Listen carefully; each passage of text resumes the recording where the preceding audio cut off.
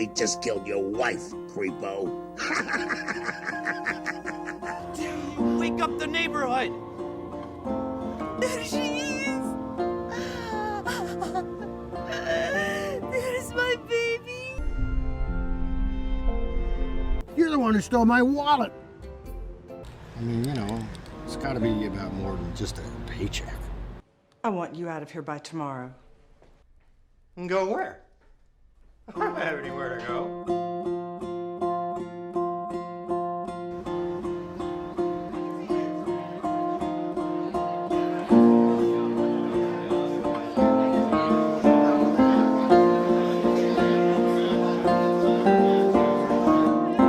We feel the spirit of Gary Chason in this room right now. And you right on? Yeah.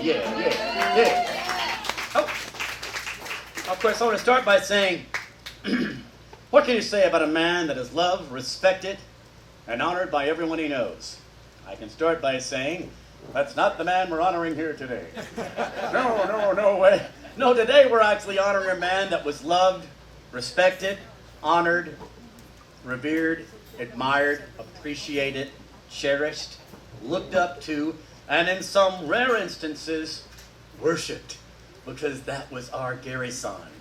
I had the privilege of knowing Gary, working with him for the last 23 years, only 23 years. I was a late bloomer. Gary was a guy I'd always heard of in Houston in the film industry and never met till later in life. It was the same for him. We were just ships that passed in the night.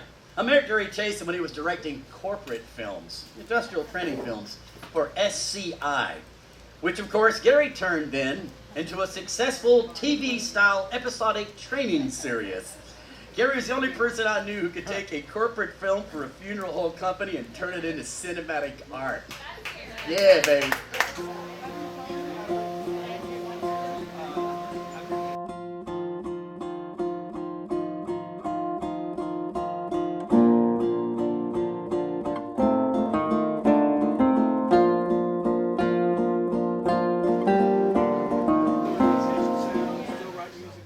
Gary Chason will be missed by many in the film community. He was an inspirational voice of hope and encouragement to filmmakers and actors, both in Houston and Austin. Gary Chason, an iconic figure in Texas film and theater, and my dear friend and longtime colleague, passed away on Sunday, April 18th, at the age of 78. In a Facebook thread, a mutual friend wrote that Gary and I were like brothers from different mothers. Gary and I first met in 1964 when we were both studying theater at the University of Texas. We lived in adjoining apartments, and we quickly established a friendship that would endure through the decades. Incidentally, the adjoining apartments had only one kitchen, so that created a bond. In fact, one of the things we learned that Gary taught me how to survive on a college campus was, he said, was how to make chili and eggs. You scrambled eggs and you open a can of chili, and that got us through years. Gary's film and theater credits were certainly impressive, but it was the way he lived his life that was truly special. Gary was not only passionate about his work and his friends, of which there were many, but he was also passionate about the world around him. I met Gary for the first time in 2012. He was my first ever acting teacher. And that man made that class so much fun, and that's why I stuck with acting, and he pushed me until he finally got to see me on national television. Then he told me, "You made it. You got it." Yeah.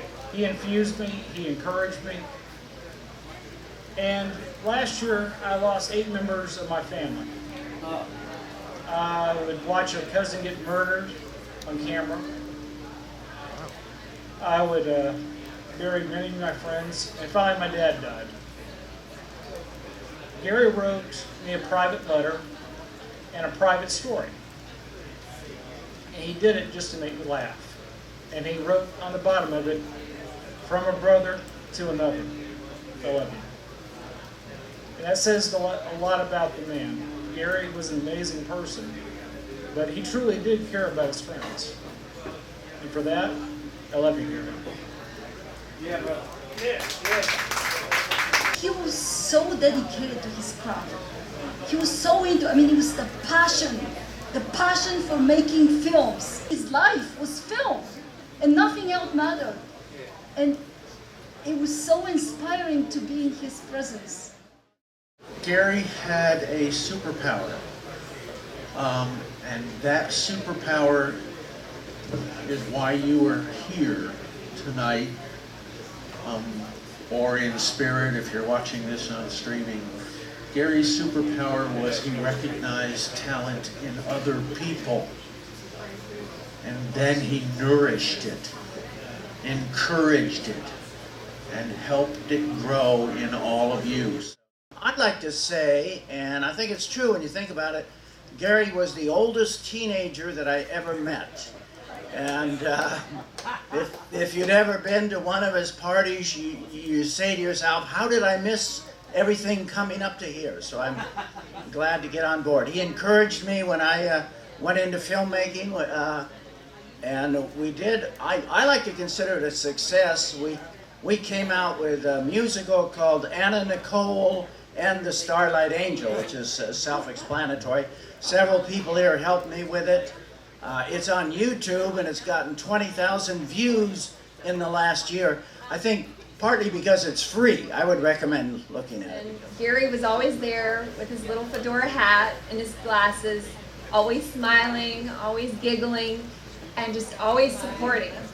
And I think that's what I'll miss the most. But the forever young quality that Gary had, I think it's something that we all have because we're artists. We love this business because it touches our hearts. It makes us feel forever young. And that is who Gary is. And I hope that he's always watching out for all of us. And I hope that his legacy lives on in our work that we get to do. So thank you all. You know, he's a native Texan. He really thrived in the projects that did come here to Texas. You know, Gary was the guy.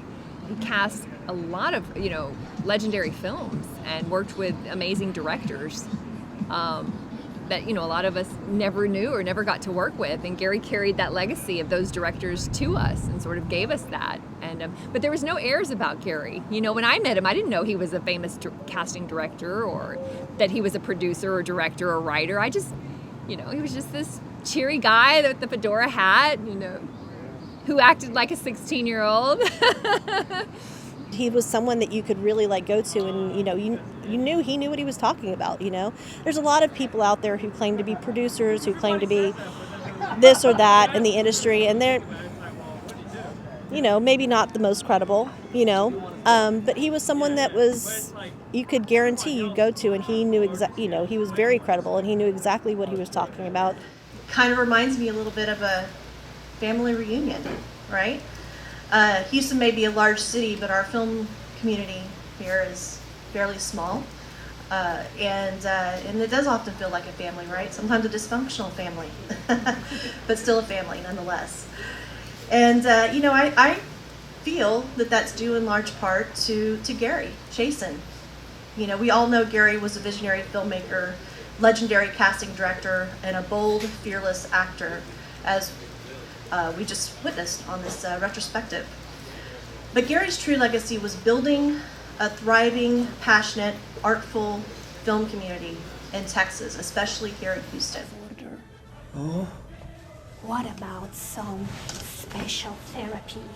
Special therapy? Yes, Bradley. Some very special therapy. Yeah, and I think what Gary's passed on is a level of expectation that don't do the ordinary.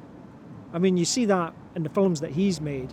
It's be creative, be an individual, and bring your own thing to the screen. Don't do what somebody's already done before. So, you know, and it's very challenging, and I think that Gary will live on in a lot of us.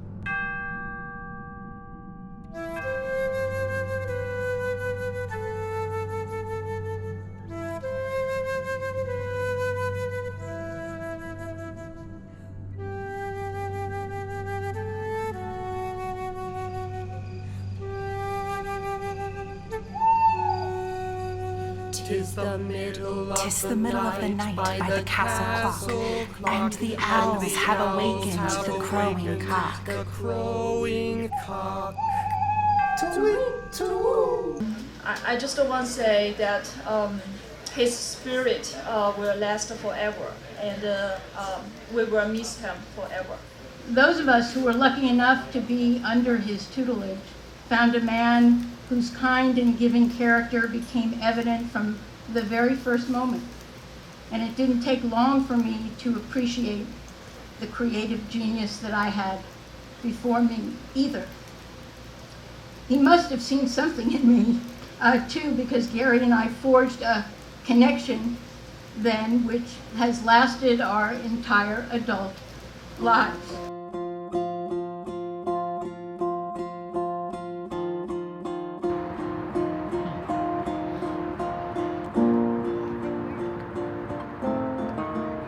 The average person thinks that filmmaking or filmmakers, artists, actors only live in LA or New York, or they'll say here in Texas and Austin, you know, keep Austin weird.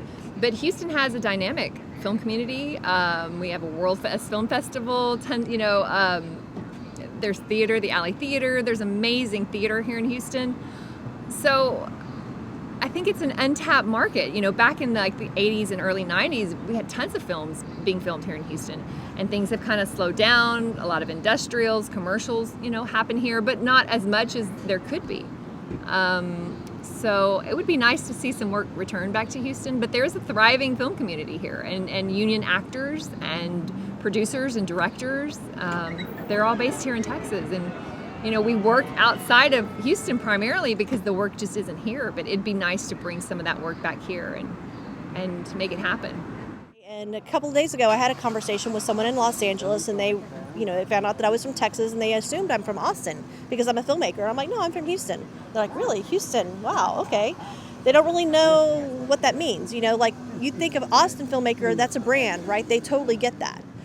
Because of the type of films that have come out of Austin over the years. With Houston, they don't really know what a Houston filmmaker is, you know, and you have to sort of, you know, educate them that yes, we actually do have a film community in Houston. We have a film industry, and we have a lot of talent here. We have what we have in Houston beyond even Austin is we have incredible amount of diversity.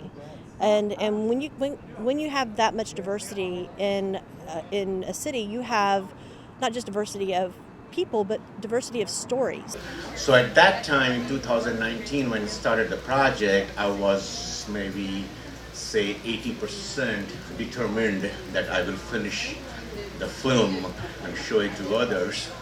Then pandemic happened, and my determination or confidence went down to 50%. Now, a couple of months ago, when Gary passed away, then my confidence and determination went back, or it's 100%. And the reason I'm saying that I will be finishing that short film and dedicating it to Mr. Gary Chason in his memory. Thank you. And remember, yes, as long as we keep him alive in our hearts, he will never truly be gone. Right on, man. Amen. It's so true. And finally, before we get on with this, working on God in Austin in 2006, Gary one day on set revealed to me how old he was. You know, I almost peed myself. I said that can't be true. It's impossible. He's maybe 5 years older than me. I was flabbergasted. I was so inspired. True story. I stood up on set and I announced loudly to every single person, when I grow up, I want to be Gary Chason. I meant it.